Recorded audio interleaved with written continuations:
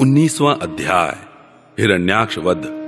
मैत्रेय जी कहते हैं, विदुर जी, ब्रह्मा जी के ये कपट रहित अमृतमय वचन सुनकर भगवान ने उनके भोलेपन पर मुस्कुराकर अपने प्रेम पूर्ण कटाक्ष के द्वारा उनकी प्रार्थना स्वीकार कर ली।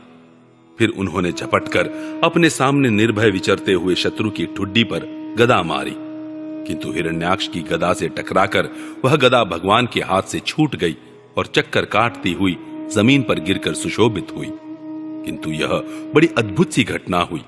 उस समय शत्रु पर वार करने का अच्छा अवसर पाकर भी हिरण्याक्ष ने उन्हें निरस्त्र देखकर युद्ध धर्म का पालन करते हुए उन पर आक्रमण नहीं किया। उसने भगवान का क्रोध बढ़ाने के लिए ही ऐसा किया था। गदा गिर जाने पर और लोगों का हाहाकार बंद हो जाने पर प्रभु ने उसकी धर्म बुद्धि की प्रशंसा की और अपने सुदर्शन चक्र का स्मरण किया।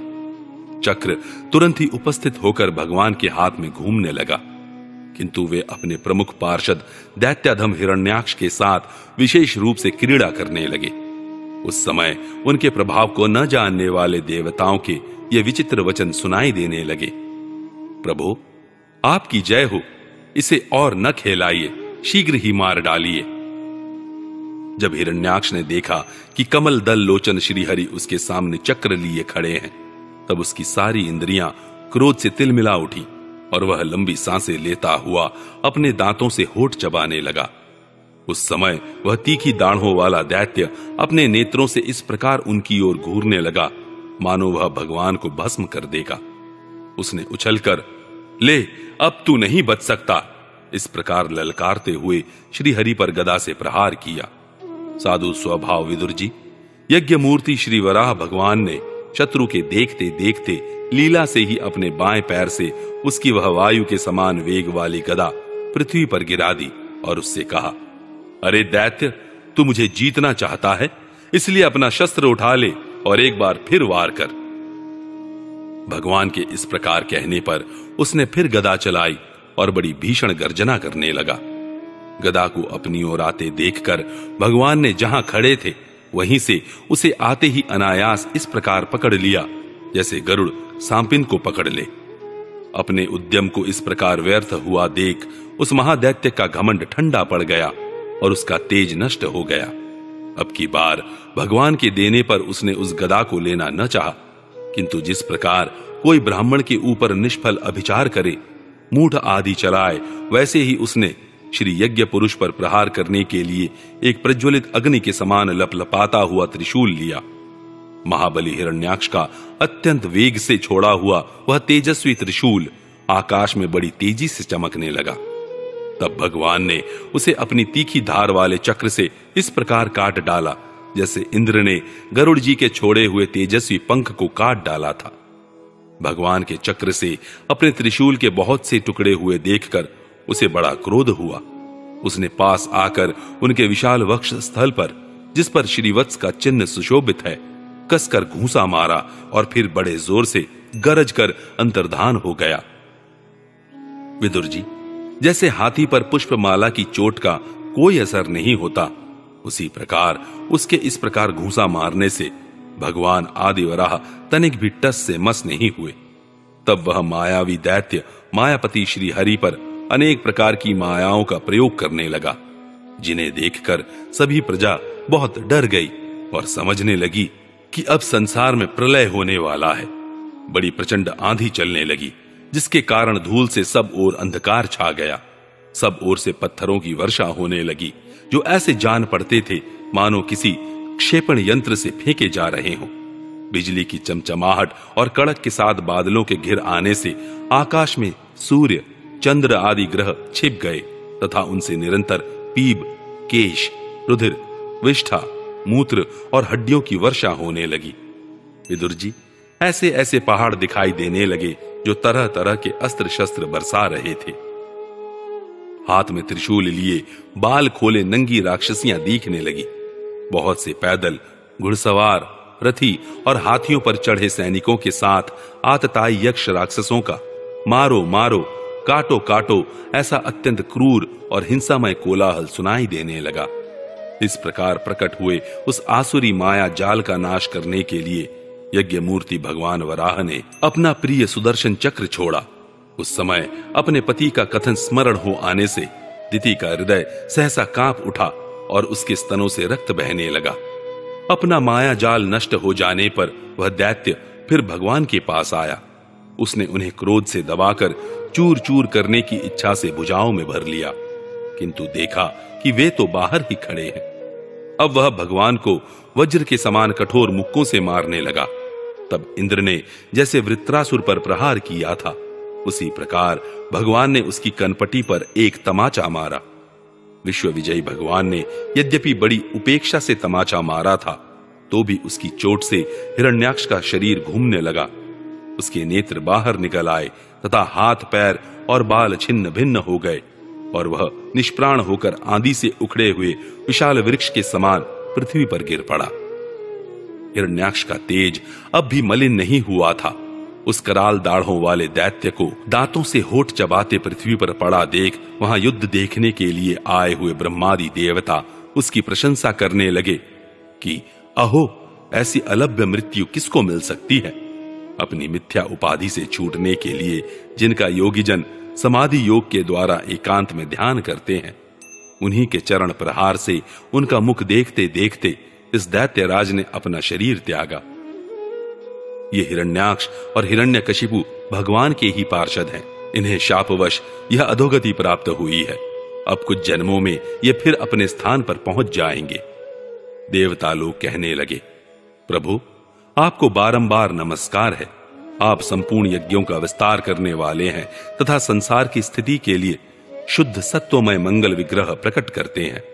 बड़े आनंद की बात है कि संसार को कष्ट देने वाला यह दुष्ट दैत्य मारा गया। अब आपके चरणों की भक्ति के प्रभाव से ही हमें भी सुख शांति मिल गई। मैत्रेय जी कहते हैं, विदुर जी, इस प्रकार महापराक्रमी हिरण्याक्ष का वध करके भगवान आदि वराह अपने अखंड आनंदमय धाम को पधार गए। उस समय ब्रह्मादि देवता उनकी स्तुति कर रहे थे। भगवान अवतार लेकर जैसी लीलाएं करते हैं और जिस प्रकार उन्होंने भीषण संग्राम में खिलौने की भांति महापराक्रमी हिरण्याक्ष का वध कर डाला, मित्र विदुर जी, वह सब चरित जैसा मैंने गुरुमुख से सुना था, तुम्हें सुना दिया। सूत जी कहते हैं, शौनक जी, मैत्रेय जी के मुख से भगवान की यह कथा सुनकर परम भागवत विदुर जी को बड़ा आनंद हुआ। जब अन्य पवित्र कीर्ति और परम यशस्वी महापुरुषों का चरित्र सुनने से ही बड़ा आनंद होता है, तब श्रीवत्सधारी भगवान की ललित ललाम लीलाओं की तो बात ही क्या है। जिस समय ग्राह के पकड़ने पर गजराज प्रभु के चरणों का ध्यान करने लगे और उनकी हथिनियां दुख से चिंगाड़ने लगी, उस समय जिन्होंने उन्हें तत्काल दुख से छुड़ाया और जो सब ओर से निराश होकर अपनी शरण में आए हुए सरल हृदय भक्तों से सहज में ही प्रसन्न हो जाते हैं, किंतु दुष्ट पुरुषों के लिए अत्यंत दुराराध्य हैं, उन पर जल्दी प्रसन्न नहीं होते, उन प्रभु के उपकारों को जानने वाला ऐसा कौन पुरुष है जो उनका सेवन न करेगा। शौनक आदि ऋषियों, पृथ्वी का उद्धार करने के लिए वराह रूप धारण करने वाले श्री हरि की इस हिरण्याक्ष वध नामक परम अद्भुत लीला को जो पुरुष सुनता, गाता अथवा अनुमोदन करता है, वह ब्रह्म हत्या जैसे घोर पाप से भी सहज में ही छूट जाता है। यह चरित्र अत्यंत पुण्यप्रद, परम पवित्र, धन और यश की प्राप्ति कराने वाला, आयु वर्धक और कामनाओं की पूर्ति करने वाला तथा युद्ध में प्राण और इंद्रियों की शक्ति बढ़ाने वाला है।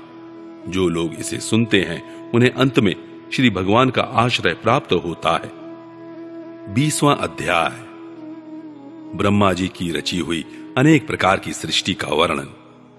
शौनक जी कहते हैं, सूत जी, पृथ्वी रूप आधार पाकर स्वयंभू मनु ने आगे होने वाली संतति को उत्पन्न करने के लिए किन किन उपायों का अवलंबन किया। विदुर जी बड़े ही भगवत भक्त और भगवान श्री कृष्ण के अनन्य सुहृद थे। इसीलिए उन्होंने अपने बड़े भाई धृतराष्ट्र को उनके पुत्र दुर्योधन के सहित भगवान श्री कृष्ण का अनादर करने के कारण अपराधी समझकर त्याग दिया था। वे महर्षि द्वैपायन के पुत्र थे और महिमा में उनसे किसी प्रकार कम नहीं थे तथा सब प्रकार भगवान श्री कृष्ण के आश्रित और कृष्ण भक्तों के अनुगामी थे। तीर्थ सेवन से उनका अंतःकरण और भी शुद्ध हो गया था। उन्होंने कुशावृत्त क्षेत्र में बैठे हुए तत्वज्ञानियों में श्रेष्ठ मैत्रेय जी के पास जाकर और क्या पूछा? सूत जी, उन दोनों में वार्तालाप होने पर श्री हरि के चरणों से संबंध रखने वाली बड़ी पवित्र कथाएं हुई होंगी, जो उन्हीं चरणों से निकले हुए गंगा जल के समान संपूर्ण पापों का नाश करने वाली होंगी। सूत जी, आपका मंगल हो। आप हमें भगवान की वे पवित्र कथाएं सुनाइए। प्रभु के उदार चरित्र तो कीर्तन करने योग्य होते हैं। भला ऐसा कौन रसिक होगा जो श्री हरि के लीलामृत का पान करते करते तृप्त हो जाए?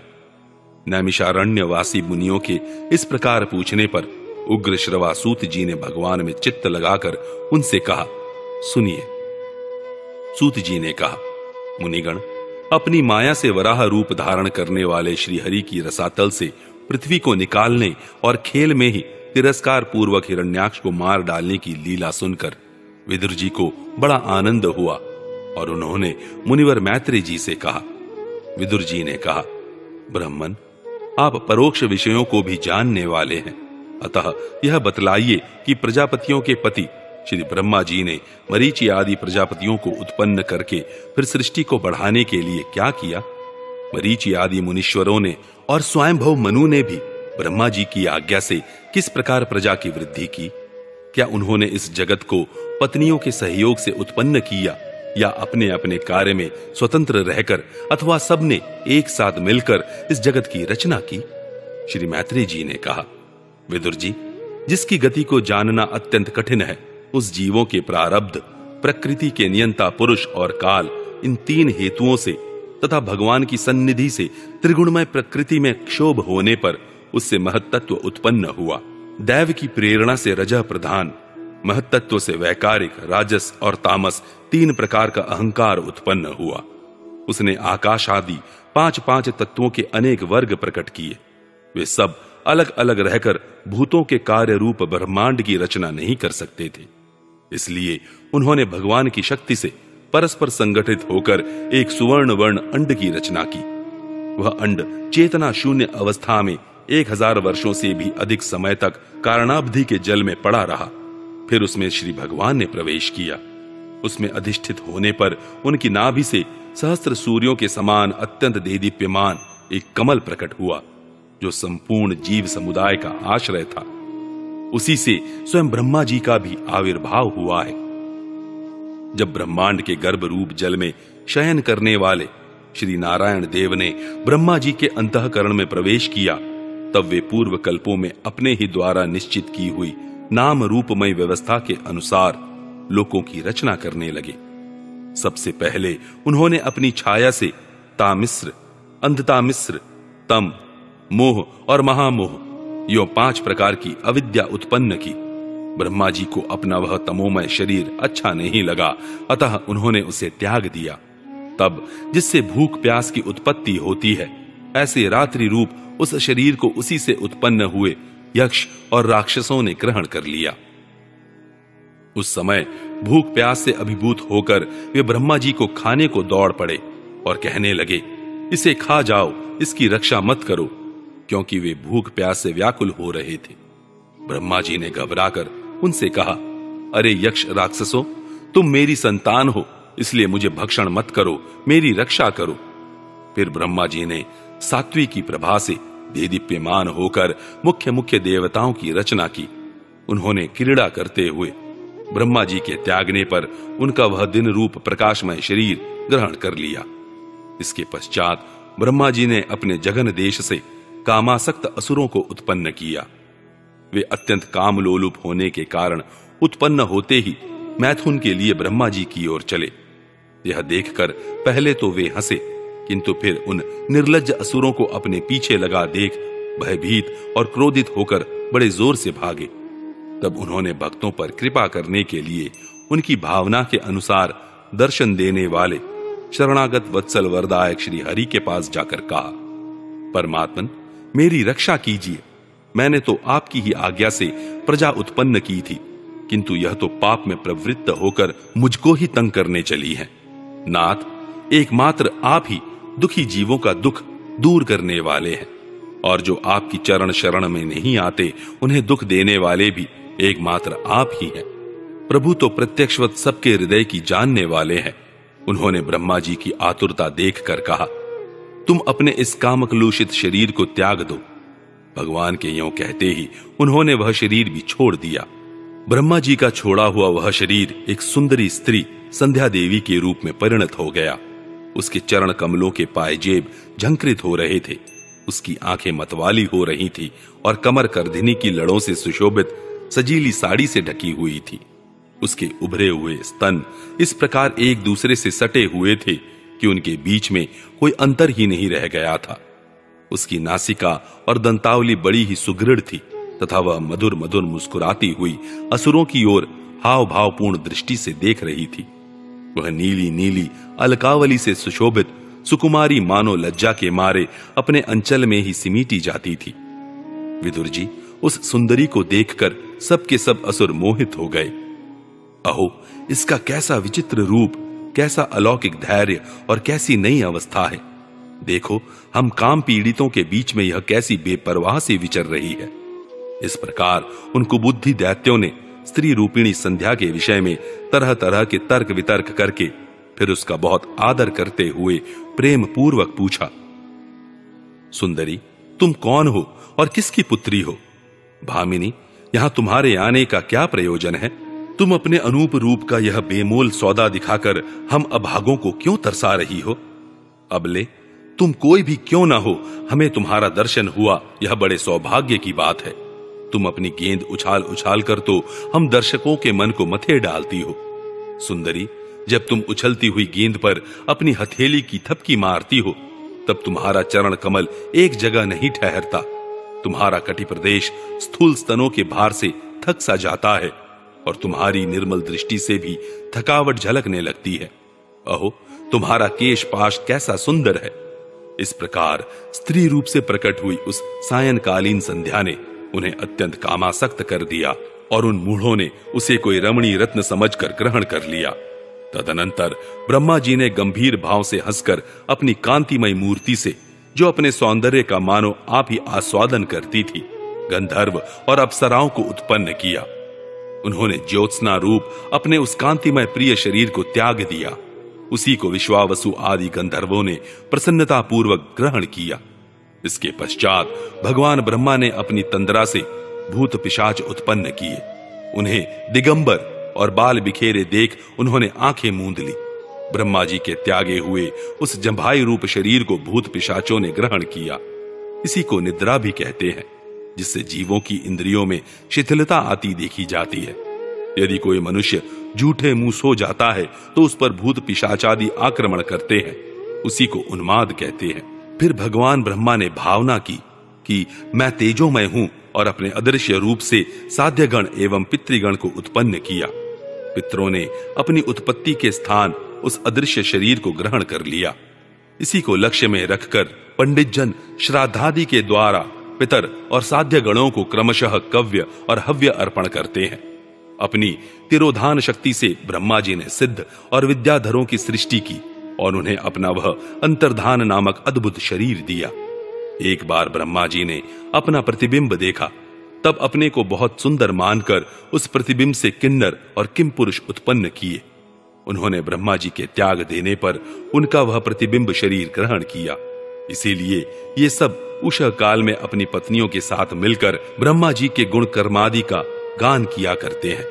एक बार ब्रह्मा जी सृष्टि की वृद्धि न होने के कारण बहुत चिंतित होकर हाथ पैर आदि अवयवों को फैलाकर लेट गए और फिर क्रोधवश उस भोगमय शरीर को त्याग दिया। उससे जो बाल झड़कर गिरे वे अही हुए तथा उसके हाथ पैर सिकोड़कर चलने से क्रूर स्वभाव सर्प और नाग हुए, जिनका शरीर फण रूप से कंधे के पास बहुत फैला होता है। एक बार ब्रह्मा जी ने अपने को कृतकृत्य सा अनुभव किया। उस समय अंत में उन्होंने अपने मन से मनुओं की सृष्टि की। ये सब प्रजा की वृद्धि करने वाले हैं। मनस्वी ब्रह्मा जी ने उनके लिए अपना पुरुषाकार शरीर त्याग दिया। मनुओं को देखकर उनसे पहले उत्पन्न हुए देवता गंधर्वादि ब्रह्मा जी की स्तुति करने लगे।